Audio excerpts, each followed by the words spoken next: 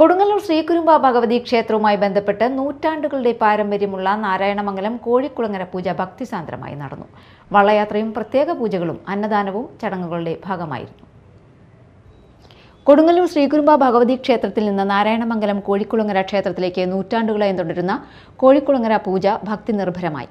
ഒരു ദിവസത്തെ പൂജയ്ക്ക് ആവശ്യമായ സാമഗ്രികളുമായി ദേവസ്വം ഉദ്യോഗസ്ഥരുടെ നേതൃത്വത്തിലുള്ള സംഘം ശ്രീകുരുമ്പ ക്ഷേത്രത്തിന്റെ കിഴക്കേ നടയിൽ നിന്ന് നാദസ്വരത്തിന്റെയും ശംഖനാദത്തിന്റെയും അകമ്പടിയോടെ കാവിൽക്കടവിലെത്തി. തുടർന്ന് പരമ്പരാഗത രീതിയിൽ 2 വള്ളങ്ങളിലായി കോഴിക്കുളങ്ങര ക്ഷേത്രത്തിന് സമീപത്തെ കടവിലെത്തി.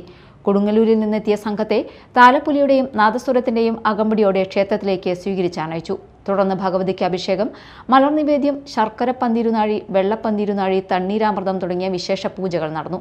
പാച്ചാമ്പിള്ളി രമേശൻ നമ്പൂതിരി ചടങ്ങുകൾക്ക് നേതൃത്വം നൽകി. പൂജയ്ക്ക് ശേഷം കോഴിക്കുളങ്ങര ക്ഷേത്രത്തിൽ കൊടുങ്ങല്ലൂർ ഭഗവതിക്ക് നിവേദിച്ച ചതുശതം ഉൾപ്പെടെയുള്ള അന്നദാനം നടന്നു. 3000-ഓളം ഭക്തർ അന്നദാനത്തിൽ പങ്കെടുത്തു.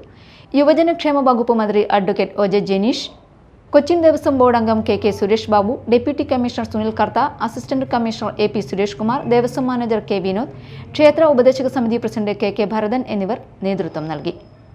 Media time, Kodungallur.